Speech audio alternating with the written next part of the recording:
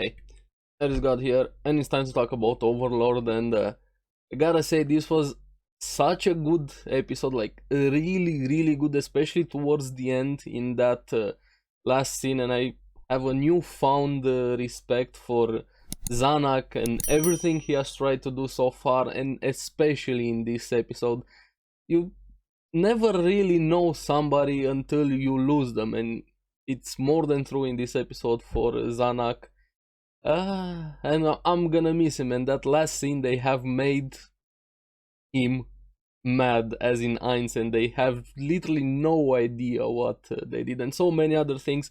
This was quite one of the best episodes we have had so far in Overlord. I know I keep saying that sometimes, but it feels like each episode we're getting something more and more. And this one felt a bit of Game of Thrones-ish in a way, but in anime style, with and the reactions from Ainz in that last scene were just oof, so good. So can't wait to talk about it. So let's get into it. Now, at the beginning of the episode, picks up with them trying to figure out who that Gundam guy was, and you have Ainz. Yes, just as expected. But even he had no idea who that dude was, as per usual. Maybe it was a player, maybe somebody else, maybe an adventurer from Drop of Red, one of the other adventurers group, one of the most reputable ones. And Kokyutos and Shaltir, they instantly started giving Ainz credit for the entire plan, and they connected everything. Demiurge, of course, agreeing. I really love Demiurge. The he has every time Ainz does literally anything. Ainz dropped a pen on the ground. The 10,000 year plan. Of course, it makes sense. He dropped at the perfect angle to make that. I love you, Demiurge, every time. But after that, they decide to directly go for the capital and this faster. And we're gonna get to that because it was such an amazing scene, especially that dinner conversation. We're definitely gonna talk a bit about that. Now, back in the Restize Kingdom, Renner wants to talk with Zanak, which after the last scene, I'm gonna feel sad a bit, because Renner finally sees how capable her brother also is, even asking him, is father alive. Apparently Zanak has slowly started to take control of everything, pushing his father away, because his father still wanted to negotiate, but Zanak knew that there was no negotiating here, and even other people, the nobles, started taking Zanak's side until to a point, and we'll get to that. And they even start deducing, even though Renner was playing behind the scenes more than Zanak knew, and deducing that somebody was betraying them. They didn't know the movement of the forces of Nazarick, everything that was happening, and she even puts the blame on Marquis Raven. This is where you see Zanak, how much he has changed, or at least not changed, maybe he was always like this, but maybe myself also, I'm guilty of this. I thought there was something more to him, but I couldn't place my finger on it, and I highly underestimated Zanak, saying he wants to fight here, and even making a good point. He's gonna use the cruelty of what the Sorcerer Kingdom is doing, with killing everything in their sight to gather the troops, to unite people against them, but at the same time also admitting that he is not a good fighter. But I don't know, I'll take Zanak over a good fighter, especially after what he did this episode, but we'll get to that. Now, on the other side, we finally see Lacus, the Blue Rose adventure group, finally back together with Evil Eye, the big girl like Gargana or something. Let me know down in the comments below what her name is. I honestly forgot her name. They're finally back together. Kind of missed seeing a bit of Evil Eye, and apparently they're going to see renowned adventurer Azuth from Drop Red over there. And Azuth has a connection to Lacus, and wasn't really that excited for everybody else to meet him. Apparently he is her uncle, and he is a womanizer, to say the least. Mr. Gigachad over there on a couch with one girl in each arm, just enjoying life. What can I say? But yeah, I can understand why Lacus wasn't that excited. You have Evil Eye, charm person using a skill to get the girls out of there. They can finally have their meeting to see what they're gonna do moving forward. But this is where you have a third party joining the meeting, and we find out they're part of the Theocracy, the Black Scripture. If you remember from previous seasons, we see that Kua is leader this time, because we don't really know the inner workings of how exactly the Black Scripture, their hierarchy and things like that. But that comment made me think of this quite a bit, and I think they look similar in a way. I don't know, I got flashback thinking of Goblin Slayer, a mage, a fighter, a warrior, and things like that. That's how I saw them, at least first impression. I'm really curious about them and what exactly the Theocracy is planning. Apparently they are there to unite all of them, Blue Rose, Drop of Red, against the Sorcerer Kingdom. And I like the comment by the big dude giving credit to Evil Eye, saying she might be the strongest one in the room, even stronger than him, but still saying she's gonna put up a tough fight, but not him losing. I'm curious how strong actually they are, all of them, because back in season 1 or season 2 we saw that one from Black Scripture lost pretty easily, of course, compared to Ainz, but against them, that's gonna be interesting. I still haven't seen the gods one, the half gods or what they were called this season, the ones where we just saw one small image with them. Gotta keep an eye out on the Theocracy also. Now, Lacus instantly declined. The others wanted to talk it over a bit. This is where you see they knew they weren't gonna get what they wanted, the Theocracy. Now, after that, they finally talk it over a bit. Azut saying he doesn't want to leave. He's gonna wait for Ainz to come and attack, even telling them to run. He's gonna stay behind. He knows he's not gonna win, but he thinks he can still escape. Now, I'm not so sure about that. At first impressions, I kinda like him. I don't know how strong he is. I don't think he's one of the powerful ones, especially in that room. He didn't give off that vibe, so to say. Maybe he's gonna survive, maybe not. I'm also curious what Lacus is gonna do moving forward. This was pretty much the easy part of the episode, so to say. After this was just my favorite part of the entire episode, and one of the best scenes in Overlord in general, not just this season. You have on the battlefield where the Restis Kingdom and the Sorcerer Kingdom were supposed to fight, and you have Zanak wanted to talk to Ainz, actually him in person. Albedo and the others instantly refusing, but Ainz again giving Zanak the respect for having the courage to actually come himself and talk, and saying also gotta maintain our image, our reputation. We're not gonna refuse things. Maybe somebody else is watching from the backgrounds. We don't want a bad reputation. We want to also be honorable. Keep in mind our image to the world is also what we're trying to do here, our reputation. That was a very good point to make to Albedo. Now, I liked how casual and intimidating, to say the least, Ainz was there when he offered the water at that big table between them. It reminded me a bit of Walpurgis from Slime anime in a way, but it was more a more personal meeting between two leaders, when one clearly had the control over there. But I feel, despite Ainz being the more intimidating, more powerful force, had the more leverage at that meeting, I gotta respect Zanak a lot more for what he was facing and how calm, collected, choosing his words very carefully, how well spoken he was. Just such immense, newfound respect for Zanak, what he did there. Even asking him directly the questions he wanted. Why do something so cruel? We want to surrender. Why are you not even allowing this to us? And so there's no merit to your surrender.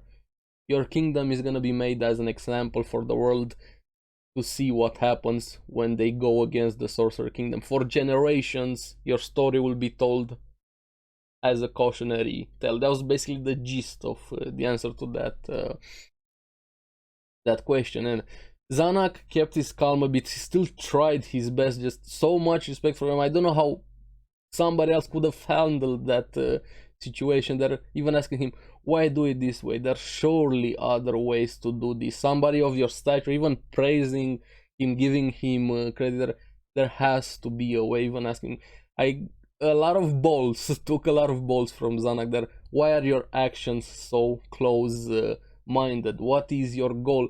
Even gave Ainz some food for thought. I really like how Ainz appreciates people, same as the guild master that question him. Not everybody has to agree instantly to him. How the NPCs from Nazarick are doing. I feel like he appreciates people who go against him a bit, the way Zanak did here, and the way the guild masters also did a bit in the past. And this is where he thinks to himself. He doesn't say it all. I'm thinking, my goal was my guild members, but it feels like he kind of lost a bit of that drive for that goal. Maybe he doesn't really have that goal anymore, thinking of finding his long lost guild members, his friends. But the answer that he gave was so good. Happiness. My goal is simple and complicated at the same time. Happiness. And Zanak was just dumbfounded, to say the least, asking, so it's okay to take others' happiness? And yeah, especially for leaders. Ainz gave the perfect answer over there. Yes, if I can bring happiness, thinking to the ones he cares about, Demiurge, Albedo, Shaltier, and give it to the people I care about, of course I'm gonna do this. Grab happiness. Boy, it's balls over there. I'm paraphrasing a bit, but yeah, there may be other ways, but it's better to do it as soon as you have the chance. Take the chance, don't let it pass you. And Zanak more than understood there was no negotiations happening there, even though he had the small outburst. Though he even corrected himself when Ainz said the goddess of chance or luck, something like that. Ainz was, that goddess is a bit weird. I think Ainz says the goddess of luck is bold in the back or something like that, if I remember. But Zanak was, that goddess is a bit weird. And instantly, how much he was probably prepared, and every word he was saying there. I'm sorry, no offense to the gods you worship. I didn't mean no disrespect there. And I was, yeah, it's okay. I don't even believe in them. It was just a saying from Ainz, and Zanak just analyzing every word, compute every response, man. I don't know, he handled that situation perfectly, perfectly. And I feel he got a connection with Ainz, to say the least. But then the tables turned, because Zanak was the one asking the questions first, and Ainz wanted some of his own, especially asking about the sword. And he gets the answer. Brain has it. Gazef armor was on Zanak, and Zanak achieved something tremendous there, which I feel was thrown out of the window at the end of the episode. We'll get to that. Asking him, just kill us without suffering. At least make it easy. We know we're gonna die, but no suffering. And Ainz said, okay, we're gonna do this. And after they left, and Zanak, one last question, did someone from your side kill my brother? Ainz was like, yeah, probably somebody from my side did it. And you see, after he left, Ainz there thinking to himself, I might not be fit for a king, thinking about the answer that Ainz also gave with the happiness, how far he was willing to go for the people he cares about. All he wanted was to have a respectable kingdom, and I feel like, yeah, Zanak would have made a perfect king, especially after the way he handled this situation. The tension was just insane at that table over there, and when he went back, he knew it was gonna turn out like this. Even told there was no room for negotiations.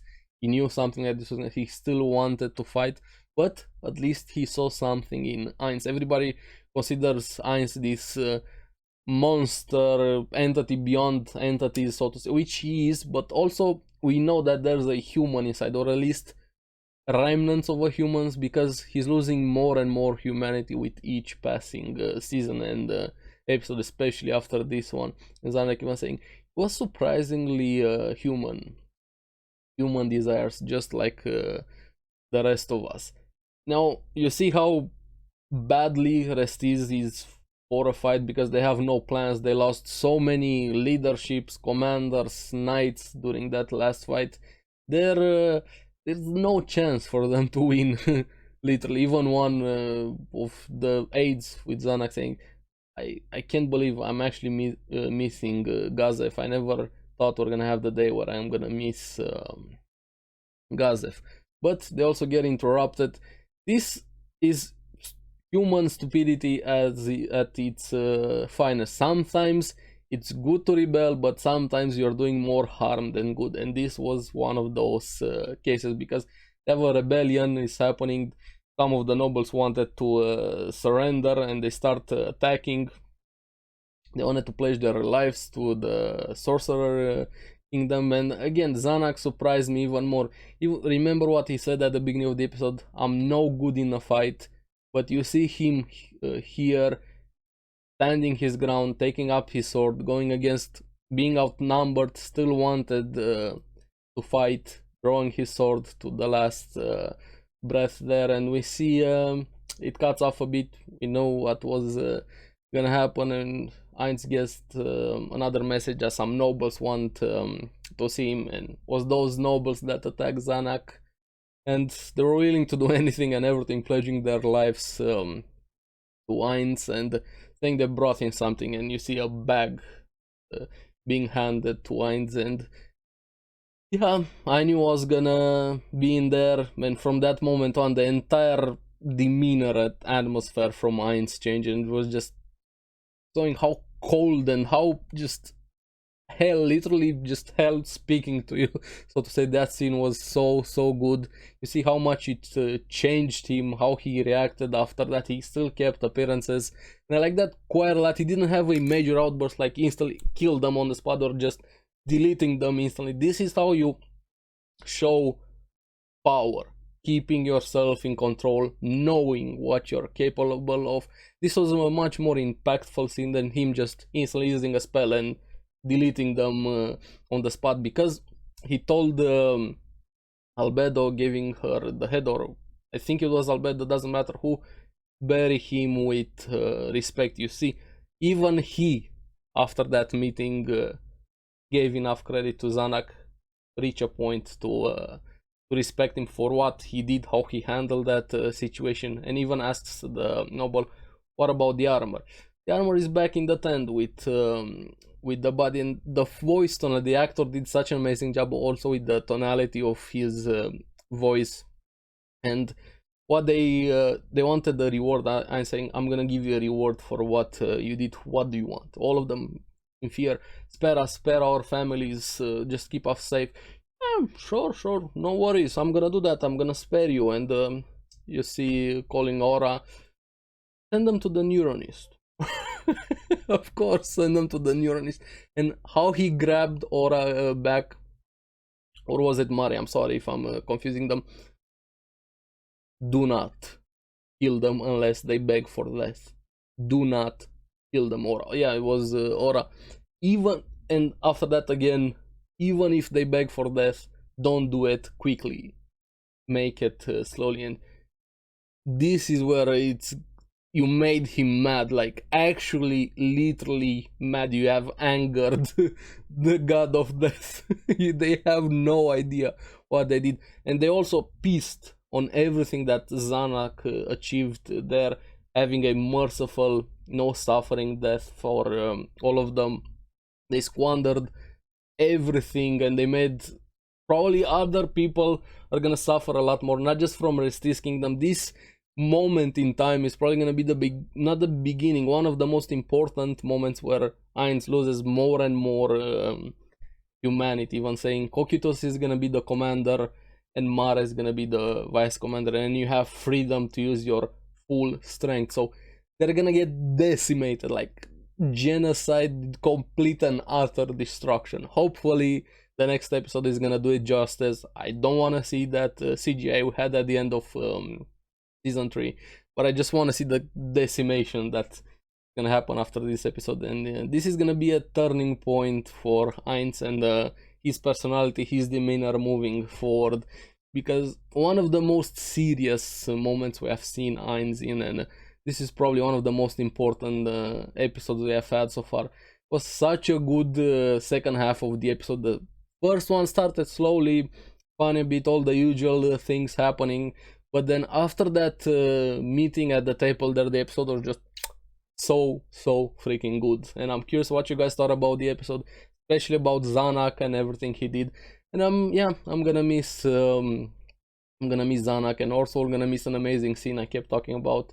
He's not gonna know what his sister did, unfortunately, which makes me sad and also a bit happy for him at the same time, not knowing that Renner was already working with Ainz. But yeah, an amazing episode. I can't wait for next one. Let me know down in the comments below what you guys thought about the episode, Zanak, and the last scene with Ainz, how he's gonna be into the future.